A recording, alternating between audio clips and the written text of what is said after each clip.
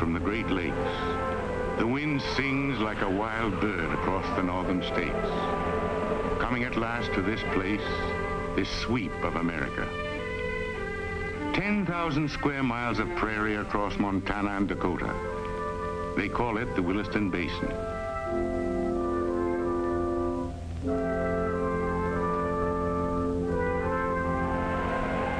Not so long ago, this was frontier.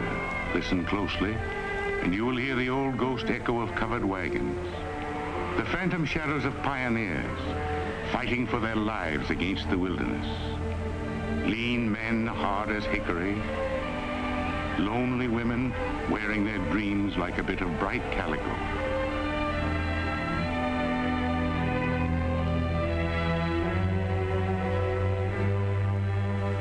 They began with nothing, with their bare hands and a bucket of hope, breaking the land with freedom's plow, planting towns with names American as a banjo tune: Fargo, Stampede, Bluegrass, Beaver Lodge, Lincoln Valley, Williston.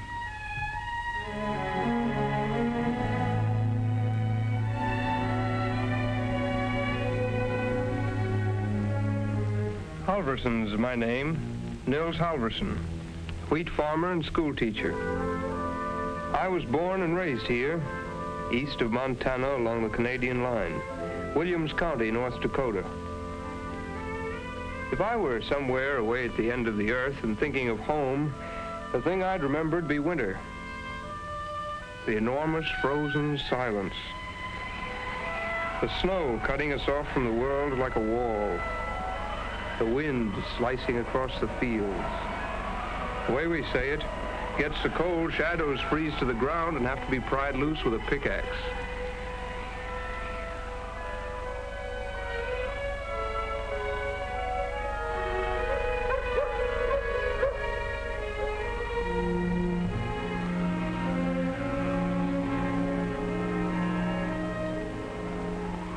It might seem like a sort of desolate place to some, but we're mostly Norwegian up this way.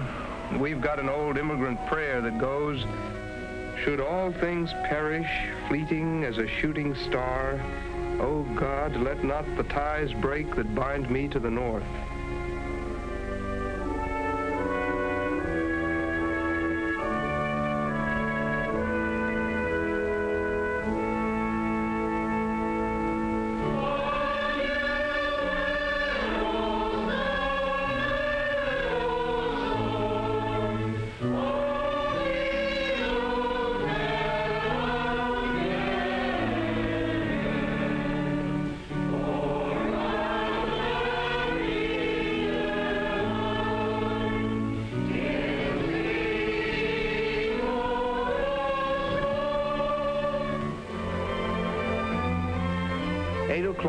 Monday morning.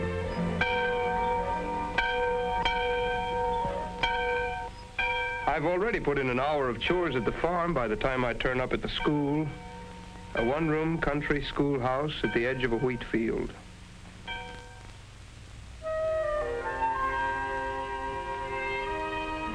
I look at these kids with their restless faces, grandchildren of the pioneers, descendants of the long rifle and the bull-tongue plow. I find myself wondering, that proud, searching spirit that drove men out along new trails, is it still alive in them, in me? I wonder if this familiar stretch of land were suddenly to become frontier again, how would we meet the test? It may not be long before we know.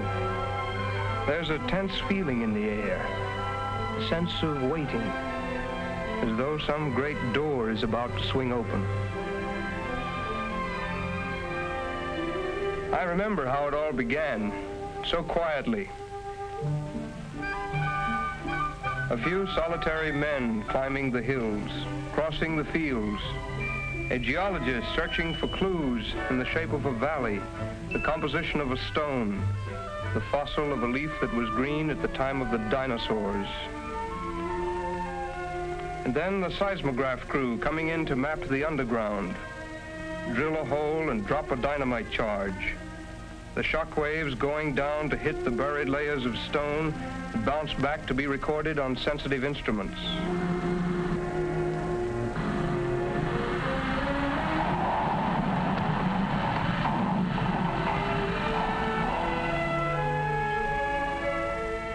By then, we all knew what they were doing. The object of their search was oil.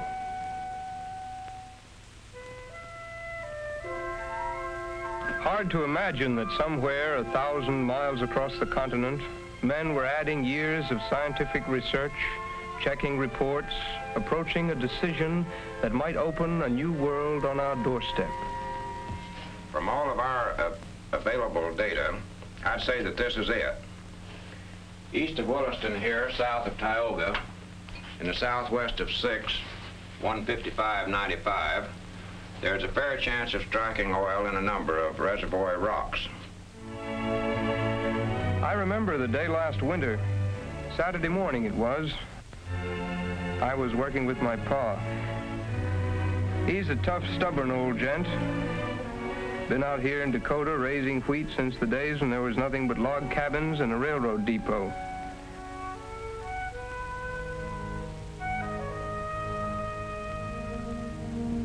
A friend of ours came by, a local lawyer, Oscar Norstead. He had a fellow with him, a stranger named Roland. Turned out to be a man from the Citadel Oil Company.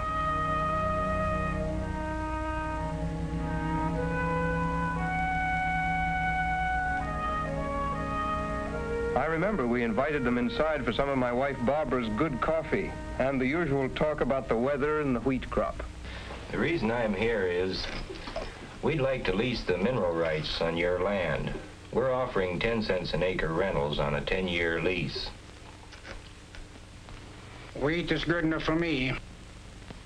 Most of our operation is underground. The fields are still yours. You can go right on farming. And if you should hit oil? You get the standard royalty, 1/8 of every barrel. Your company is crazy. There's no oil around here. Every 4 or 5 years, another company comes around, buys up a bunch of leases. There must be half a dozen dry holes out there on the prairie. We're willing to take our chances. How about it? We'll think it over. Do that.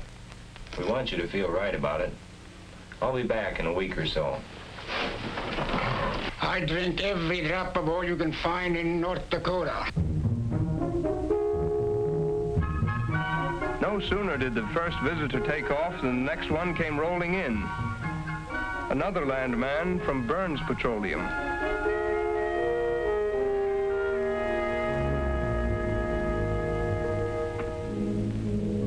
I remember within a week we had half a dozen offers.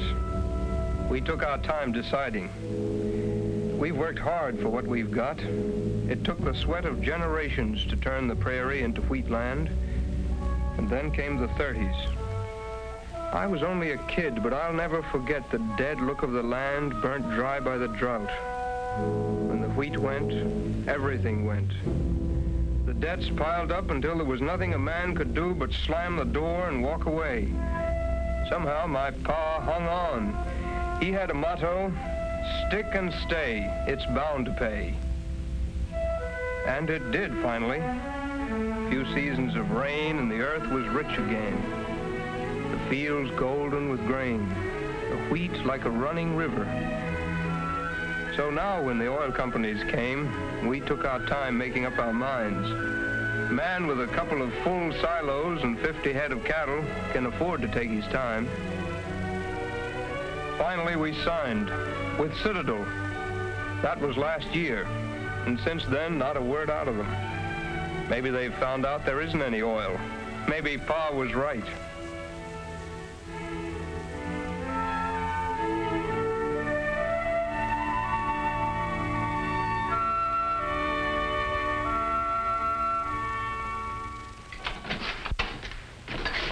Neil, over at Bronson's place, they started drilling. Is that right? They're crazy. It's a bunch of hoodows. Come on, I want to go see. Well, all right, let's go take a look.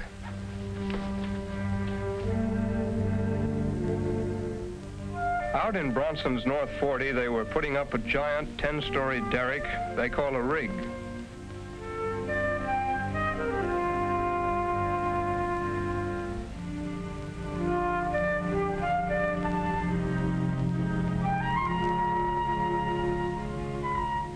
The geologist showed us around, and it was like watching a little town take shape. Welders and roustabouts working in the stinging cold, putting up the drilling platform, digging the mud pit, stacking pipe, stringing power lines, working with numbed feet and icy fingers, getting things ready to sink the drilling bit into the frozen earth.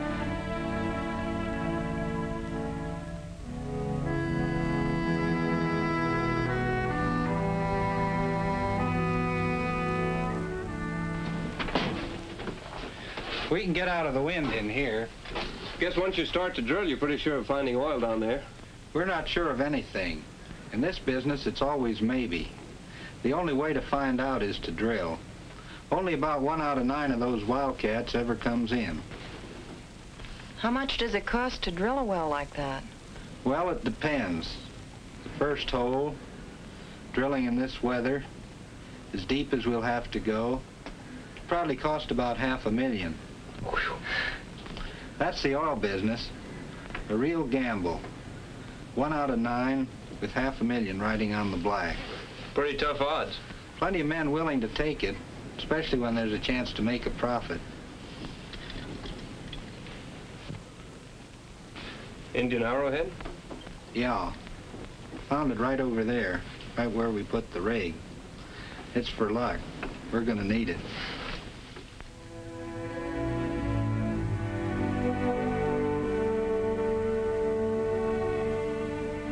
In the evenings after that, I watched Barbara. I could see she had visions of an oil well out in the middle of our wheat field, new wallpaper in the parlor, and a college fund for the kids we hope to have someday.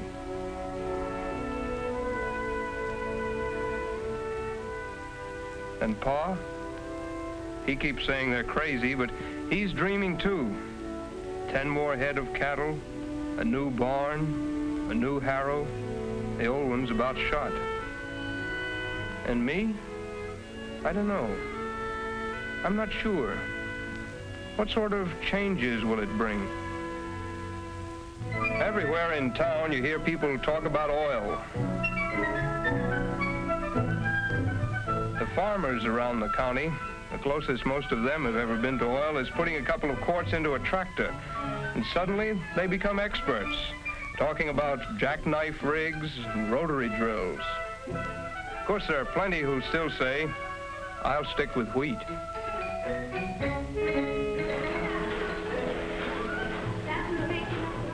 I told my pa, if we get oil, let's get a car as long as a house.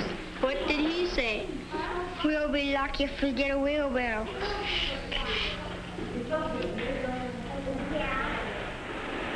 Afternoons when I get home from school, before I start my chores, I find myself going out to the rig to stand with Joe Guthrie, the tool pusher, watching the crew. A rugged bunch of boys, tong buckers from Texas, roughnecks from Oklahoma and Arkansas. Watch them changing a bit, pull out the pipe, clamp on the big tongs. The man on the cathead spins her in reverse, uncoupling the 90-foot joint of drill pipe. And then the block hoists it to the derrick man up on his monkey board, 85 feet overhead, waiting to snare the pipe and manhandle it over into the rack. Then the block shooting down again to grab the next joint. Split-second timing. Slam on the brakes, clamp on the tongs, yank out the safety slips, the driller and the tong buckers working together with the swift precision of an all-American backfield. A rugged, proud, independent breed, always ready to pull up stakes and head out to wherever there's oil to be found. California, Montana, the Gulf of Mexico, or right in our own backyard.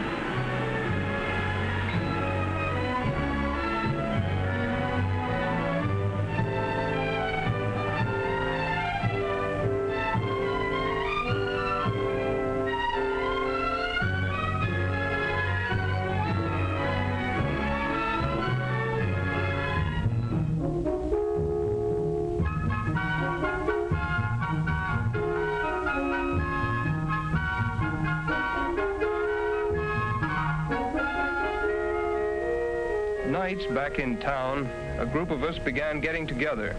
Store owners, doctors, lawyers.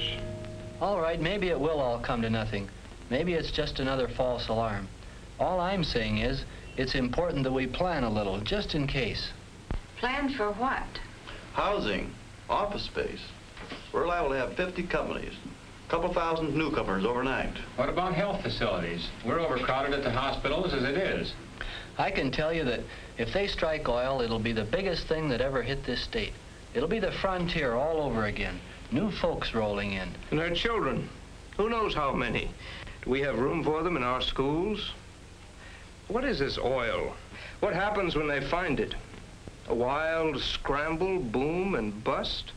What happens? I don't know. I'm just asking. I want to know. Well, Mr. Mayor, I move we set up a... We ended up by forming a Citizens Petroleum Committee to work with the oil companies and get the facts, to make a survey of the town and find out exactly what facilities we had.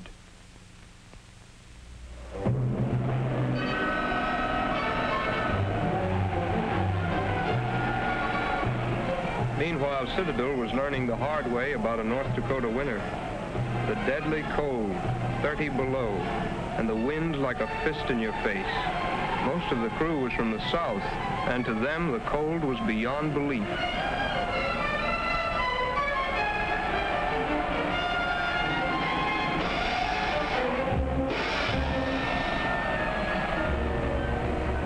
The supply trucks were having trouble getting through, fighting a nerve-wracking battle to keep moving along the highways.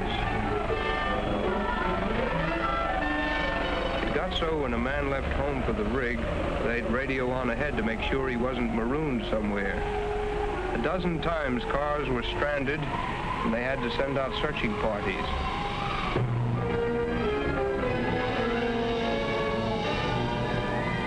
The company was taking every precaution it could, but it was a brutal, back-breaking job, struggling against the ice 24 hours around the clock.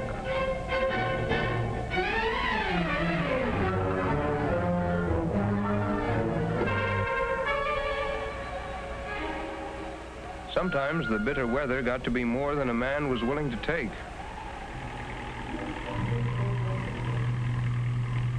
Where are you going? To get my fur hat. Where's it at? In Oklahoma.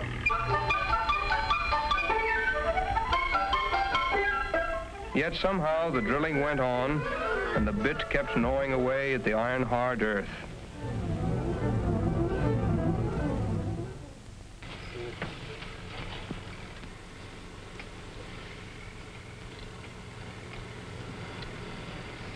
Funny to think of those Indians living here for centuries, those first homesteaders, with maybe a fortune right under their feet. How could they have known? And if they'd known, what could they have done about it? You're right. It takes the tools, the skill, the freedom to explore, invent, discover. You think of the gold rush, all those people racing for the hills. Some of them passing right over a treasure 1,000 times more rich, maybe? Maybe. It seems as though everywhere you go, people are passing along reports on the latest depth. I hear she's down to 5,000 feet. They tell me she hit 6,200 this morning. Down to 8,255. And then the day came when they got down past 11,000 and the drilling stopped. The end of the line. The word spread that if there was any oil, this would be the last depth where they could hit it. For miles around, people came to watch. Just a thin pipe sticking out of the ground over an empty pit, and everyone waiting. This is the payoff. Or is it? A few moments and they'll be throwing open the valve.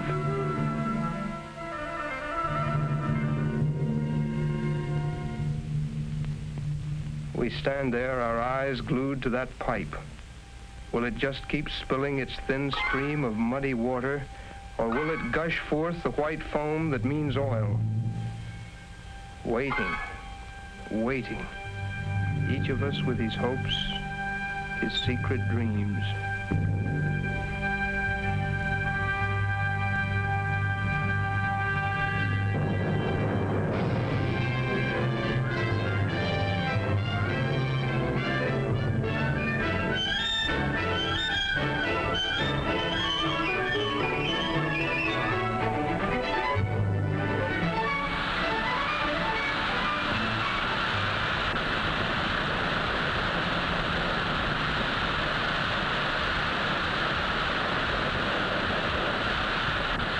By golly, this is a lot of oil to drink.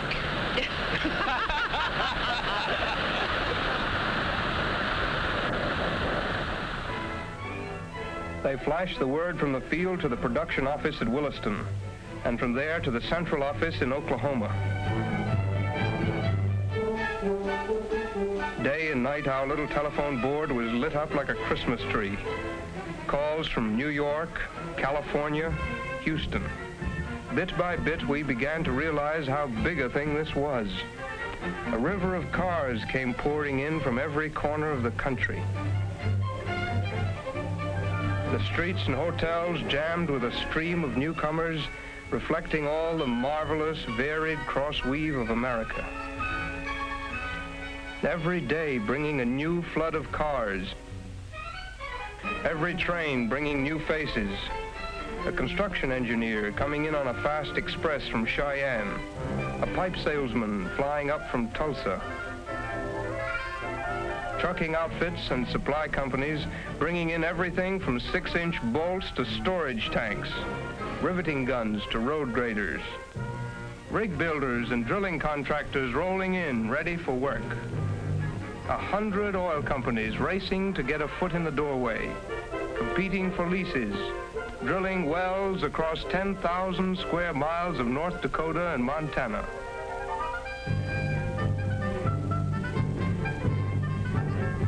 Landmen and lawyers waiting their turn to pore over the county records. All the planning by the Citizens Committee finally paid off. We were ready with lists of available office space.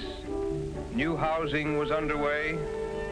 There were extra books for the new kids at school. 1,000 questions were in the air. The oil companies tried to answer them by picking a panel of experts and sending them out across the basin to a series of town meetings. Perhaps you're not familiar with the fact that petroleum is a source of insecticides, rust preventatives, plastics, alcohol, and 1,000 other products. However, it is not possible to give you all of the uses of crude oil at this time. Perhaps some of you have some questions. Do any of you folks have any questions? I was just wondering, how long is all this going to last? I guess what's on your mind is the old story of boom and bust. I can assure you that we will be in the Williston Basin for a great many years looking for oil. The exploration process is only in its infancy. In the old days, the idea was to punch as many holes in the shortest time possible. Get the oil and get it quick. But like everybody else, the oil companies live and learn. Our policy is scientific conservation in the best interest of the people. All over the country, we're learning how to produce our fields in a manner in which we can ensure ourselves of the greatest ultimate recovery. If I still had any questions about boom and bust, through the next month I saw the answer with my own eyes. I became aware of the new techniques, the modern miracles of conservation the companies had devised. I began to realize that this was something that stretched far beyond these familiar fields. Here they were producing power for the nation, to run its cars and to heat its houses, to run its factories and to keep it strong. The ceaseless pounding of work was like a heartbeat, pouring energy out through the veins of America.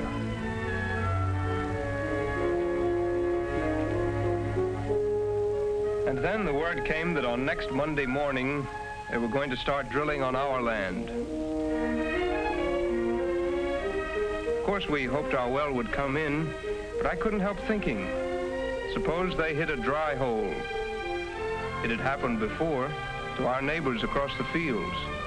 And what about the folks back in town who don't own any land? What about them? What would oil mean to their future? Again, I found the answer before my eyes. I found it on the morning Tommy Larson forgot his lunch and his pa stopped by to drop it off. That was the first I knew Fred Larson had taken a job with an oil company.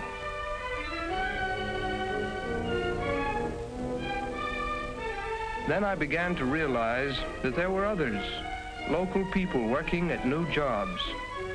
Experts coming in, bringing their special skills and teaching them in turn to my friends. I finally understood that oil will enrich the lives of hundreds of my neighbors who will never own a well or see a drop of petroleum.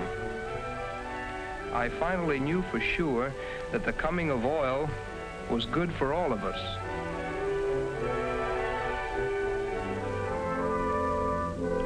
The wind of spring blows west from the Great Lakes. The warm wind sings across Montana and Dakota, coming at last to this place.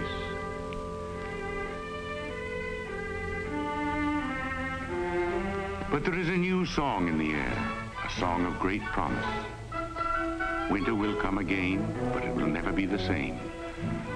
For this land is more than wheat now, and life is no longer at the mercy of the seasons. Now, in this place, a new frontier is born. A new breed of pioneers work to bring forth the riches of the land. The pounding tempo rising from this prairie is the heartbeat of a great nation, forever seeking a new American frontier.